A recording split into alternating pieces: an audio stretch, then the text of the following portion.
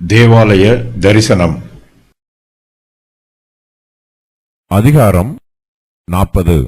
நாங்கள் சிறைப்பட்டு போன 25ஆம் வருஷத்தின் ஆரம்பத்தில் 1ஆம் மாதம் 10ஆம் தேதியாகிய அன்றே கர்த்தருடைய கை என்மேல் அமர்ந்தது. அவர் என்னை அவ்விடத்துக்கு கொண்டு போனார்.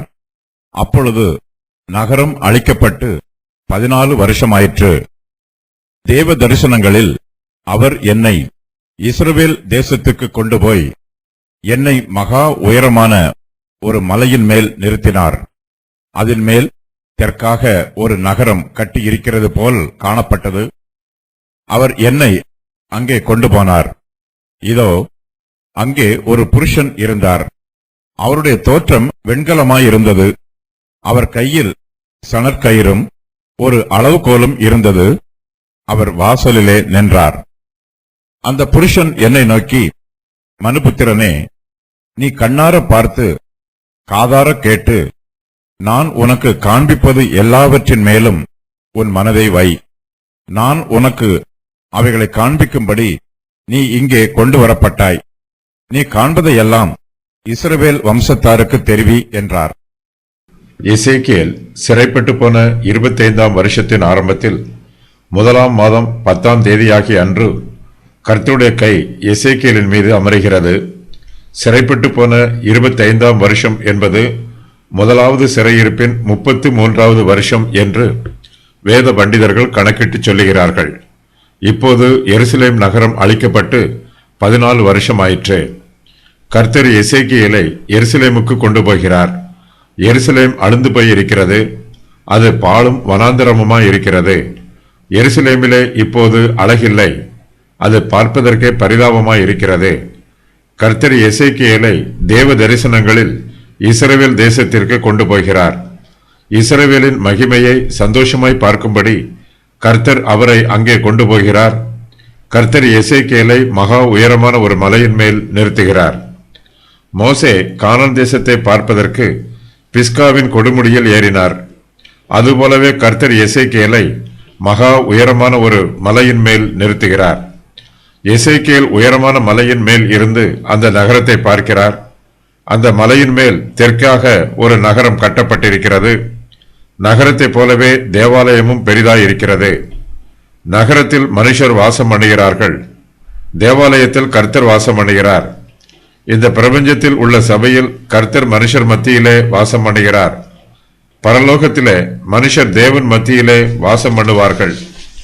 உயரமான மலையின் மேல் தெற்காக ஒரு நகரம் கட்டப்பட்டு இருப்பதை எசேக்கியேல் பார்க்கிறார். கர்த்தர் எசேக்கியேலை அங்கே கொண்டு போகிறார். அங்கே ஒரு புருஷன் இருக்கிறார். அவருடைய தோற்றம் வெண்கலமாய் இருக்கிறது. இவர் இயேசு கிறிஸ்து என்று வேத பண்டிதர்கள் சொல்லுகிறார்கள். இயேசு கிறிஸ்துவின் மூலமாகவே விசுவாசிகளாகிய நாம் தேவனுடைய வீட்டிற்குள் பிரவேசிக்கும் சிலாக்கியத்தை பெற்றிருக்கிறோம். கர்த்தராகிய இயேசு கிறிஸ்துவின் மூலமாகவே நாம் தேவனுடைய ஆசீர்வாதங்களை பெற்றுக் கொள்கிறோம். கர்த்தர் எசேக்கியேலை அந்த நகரத்திற்கு கொண்டு போகிறார். அங்கே ஒரு புருஷன் இருக்கிறார்.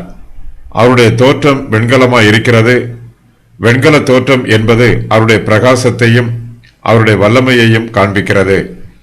அந்த புருஷனுடைய கையில் சணல் கயிறும் ஒரு அளவுகோலும் இருக்கிறது. தேவாலயத்தின் அளவுகளை அல்லது நகரத்தின் அளவுகளை இந்த சணல் கயிற்றாலும் அளவுகோலாலும் அளக்க வேண்டும். அந்த புருஷன் எசேக்கியேலை நோக்கி, மனுபுத்திரனே, நீ கண்ணார பார்த்து காதார கேட்டு நான் உனக்கு காண்பிப்பது எல்லாவற்றின் மேலும் உன் மனதை வை. நான் உனக்கு அவைகளை காண்பிக்கும்படி நீ இங்கே கொண்டு வரப்பட்டாய். நீ காண்பதையெல்லாம் இஸ்ரவேல் வம்சத்தாருக்கு தெரிவி என்று சொல்லுகிறார். எசேக்கியேல் கர்த்தரிடத்தில் இருந்து வெளிப்பாடுகளை பெற்றுக்கொள்ள வேண்டும். தான் பெற்றுக்கொண்ட சத்தியத்தை சபைக்கு சுத்தமாகவும் முழுமையாகவும் அறிவிக்க வேண்டும். 25ஆம் வருஷத்தின் ஆரம்பத்தில் என்பது யோயாக்கின் விடுதலையாவதற்கு 12 வருஷங்களுக்கு முன்பு என்பதாகும். எசேக்கியேல் 40 முதல் 48 வரை உள்ள அதிகாரங்களில் கூறப்பட்டிருக்கும் தரிசனங்கள் இஸ்ரவேல் வம்சத்தார் மறுபடியும் கூட்டிச் சேர்க்கப்பட்ட பின்பு 1000 வருஷ அரசாட்சியில் நடைபெறும் சம்பவங்களும் அர்மகதான் யுத்தத்தின் போது நடைபெறும் சம்பவங்களும் ஆகும். 1000 வருஷ அரசாட்சியில் காணப்படும் சூழ்நிலைகள் புதிய பூமியின் காலத்திலும் நித்திய காலத்திலும் தொடரும். நித்திய காரியங்களை பற்றிய தரிசனங்கள். பூமியின் வருங்கால தலைநகரமும் நித்திய தலைநகரமும் எருசலேம். நித்திய தேவாலயம் மறுபடியும் கட்டப்படுவது. வெளிப்பிரகாரங்களும் உட்பிரகாரங்களும் வாயில்களும். ஆசாரியரின் அறைகள். பலிபீடம். தேவாலயம். வெளிவாயில் 4 பக்கங்கள். மகிமை திரும்ப வருவதும் ராஜ்யபாரம் மறுபடியும் ஸ்தாபிக்கப்படுவதும். பலிபீடம்.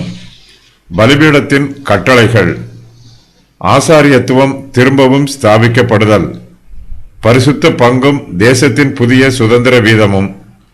சமுதாயம், மார்க்கம் ஆகியவற்றின் புதிய பிரமாணங்கள். 1000 வருஷத்து நதி. தேசத்தின் புதிய எல்லை. பரிசுத்த பங்கு, தேவாலயமும் பரிசுத்த அற்பித நிலமும்.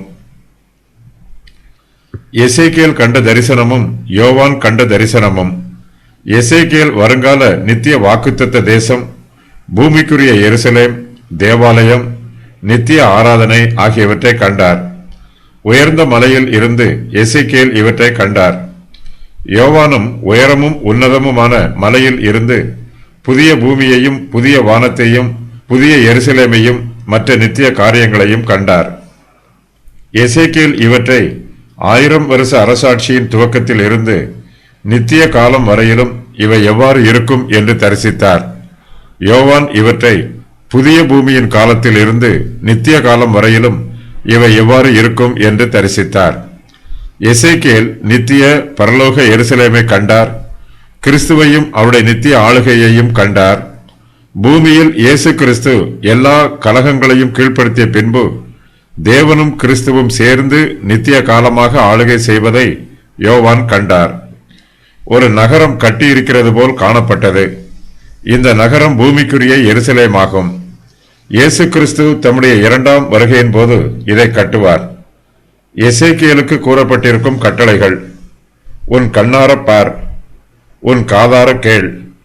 நான் உனக்கு காண்பிப்பது எல்லாவற்றின் மேலும் உன் மனதை வை. நீ காண்பதையெல்லாம் இஸ்ரவேல் வம்சத்தாருக்கு தெரிவி.